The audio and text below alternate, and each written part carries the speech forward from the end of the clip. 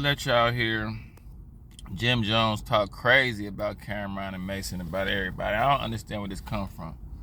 But like I tell y'all, I'll be qualified to talk about these hip-hop topics and these trendy topics. I'm not just a YouTuber. I'm a historian of hip-hop.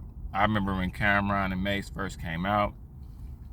I remember when they did the video, one of them had the blue leather on, the red leather on, dun, dun, dun, dun, running. Mase and Cameron. Mase was already hot. Cameron came out of nowhere, had Mase in the video. It was Cameron came in the game with that poof like Drake did, like 50. Cameron came in the game running stuff. Some people come in the game and growing. Cam came into the game, bow, right in the middle of 96, right in the middle of New York at its peak. Jim Jones was always like the capo. Jim Jones was like a hype man. Jim Jones was like a spliff star to Cameron for the longest. And then even when Jim Jones started doing his thing, he wasn't that good. Jim Jones, you ain't never been a good rapper. You ain't never been a dope. Like, that's why when I listen to this, Jim Jones, you're not a good rapper as far as you're not better than Cameron or Mase when it comes to rapping. You just got that Harlem swag and you used to have them dusty dreads. And Jim Jones was one of them first pioneers of I'm real so I get away with it type rappers. But then you seen him get chased by True Life. And anyway, I want y'all to hear the jealousy. Because all that's going on, you know, Cameron and Jim Jones, I thought they had got together and was cool since they did the verses. But, you know, they had fell out. Cameron and Mason fell out. But two headstrong people always find out. Always find a way to fall out. That's how it be sometimes. But the way that Jim Jones dissed Cameron and them on here, it's just like, damn, what y'all doing, bro? Like, just the bromance, the cattiness, man. Y'all showing youngsters how to be catty, man. They look up to you and they seeing y'all be catty like this.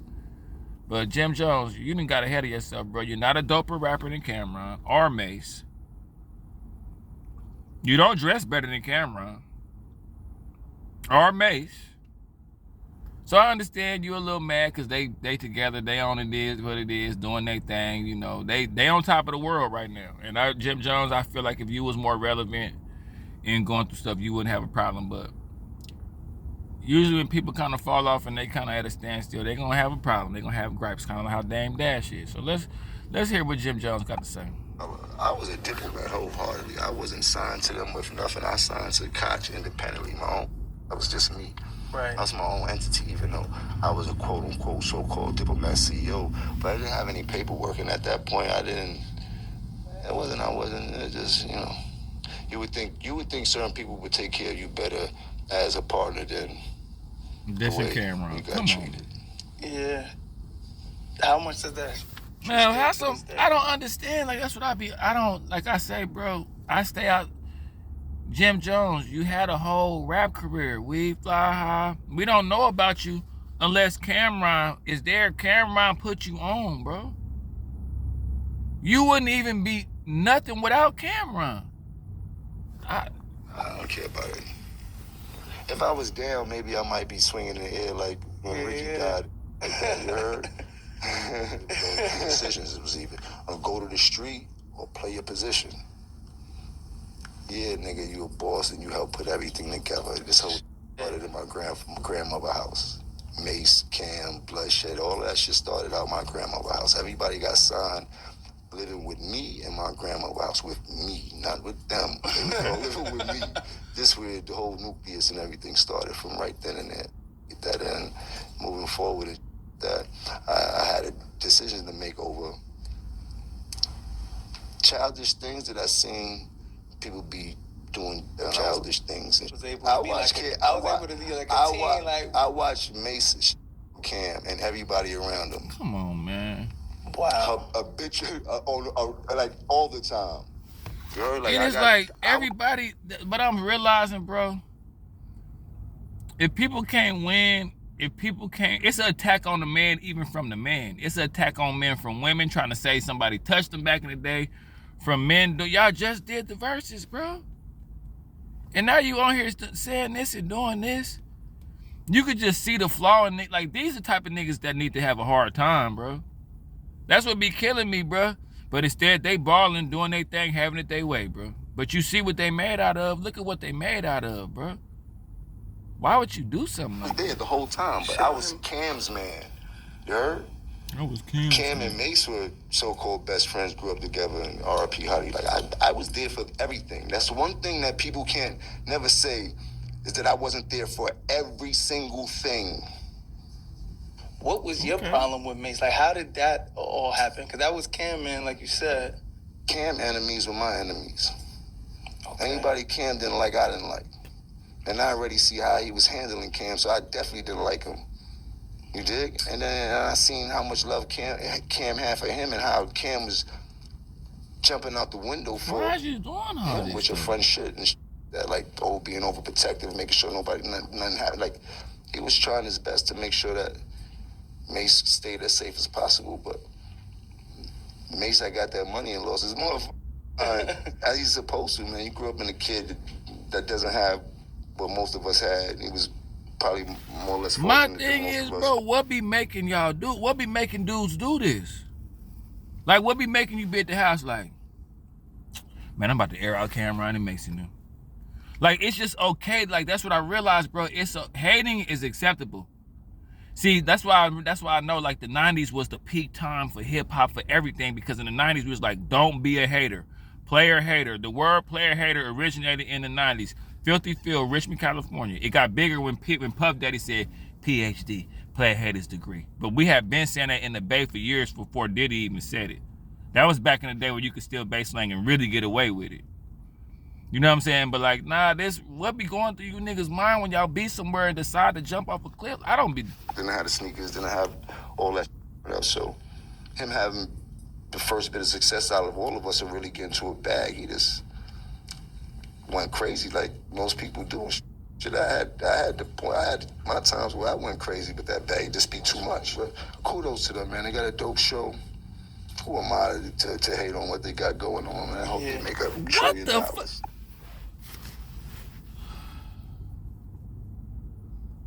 I couldn't be no interviewer because I want to be like, you just said, who am I to hate you? You're hating right now, like in this interview. Like I say, bro, just get out the way, man. Keep your sanity. You seen this shit crazy. Mase through the can that was just like, yo, I can't believe these niggas could even get back cool after some. I won't say nothing crazy, but I say some fun that I seen happen. Seen Mase fire his brother, kick him out the limo in the middle of the highway and shit. You heard? Now we seen it until it is what it is. You heard? Even a Cam right now. He just did the interview with 50. For the younger audience, we had like a rap battle thing at one time. And 50, what you did, so we was having interior problems at DISSES. Nobody knew about this. Nobody knew that we was like not on the same page. Right. So when me and you were battling during our music thing, you got members of DISSES to come to your show. And that was weak. Them niggas ain't got nothing else to think about but Capo. I did a. Now listen to what. Now this is shady. Listen to what.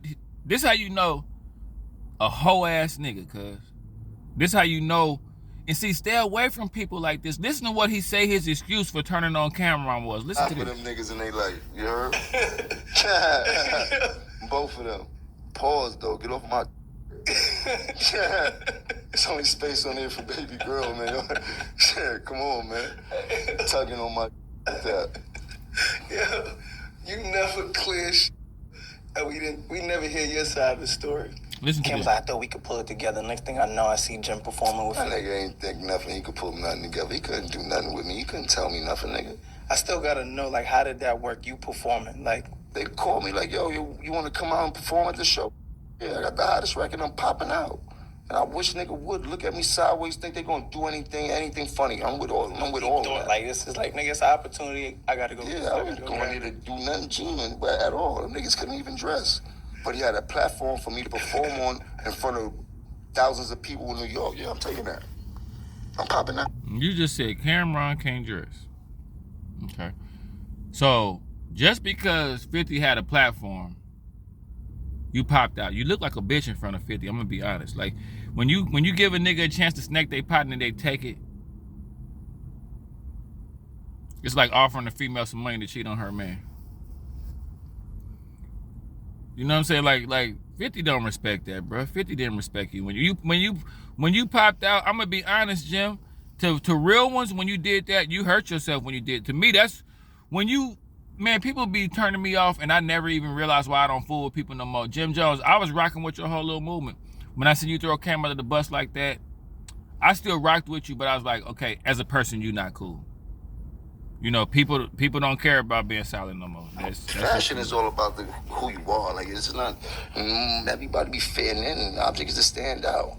When you and Dipset, is it like got all three coming together to do this? Like one person as the leader is like, nah, well, this what we wearing. Was I created the aesthetic. Okay. For the diplomats. You heard? Dan and Cam's pink. You heard? Here tell. Nah. All right. Sooner or later, you're going to have to tell it. Where he got the pink from. Come on, bro. This nigga. Somebody bring me a shot. If I'm lying, I'm flying. Bring me a shot, please. You can ask Damon, you can ask Cam, because those were the two people that were snapping on me when I came. Yo, it's Big Ant, the spokesman, Bro, man. this boy, when I say he was angry, chatty, patty, cuz now to some people, you know, we're in a new generation, bro. To some people, that's gonna be cool. To some people, Jim Jones ain't do nothing. To niggas like me that pride myself on being solid no matter what, I won't even show up to the party. I'll miss out on the whole boat if I gotta be a fake ass nigga to be there. That shit look weak, bro. Jim Jones, that shit look so catty, bro. What about the people with common sense, bro? What about the real niggas, bro? Do you care about our opinion, bro? Or all the lames and the goofies and the toxic people outnumber? Like I told y'all, bad people outnumber good people. So you see people making content for bad. You could just tell it's just a whole group of people out there that cater to this bullshit, bro. You mad because Cam and Mase is making noise. They been homeboys for a minute, so I don't even know what the problem. If I see a nigga get back cool with a nigga that he was cool with back in the day, why do I, like, you got chased by True Life, you know? You was trying to do something bad to Tekashi. Jim Jones, bro, you don't do legs. You don't work. I just started working on my legs. You don't do legs. And I liked you, Jim Jones. You opened up the door for all this blood stuff in New York, all this not being able to rap. Jim Jones, you was the pioneer of New York rappers not being from New York no more. You was the pioneer of picking up, you know, not having lyricism and just doing whatever I want. I'm from Harlem, so I just do what I want to do. You started that whole, you the forefather of destroying New York hip hop, Jim Jones. When it comes to the Mount Rushmore of destroying hip hop in New York, you on there.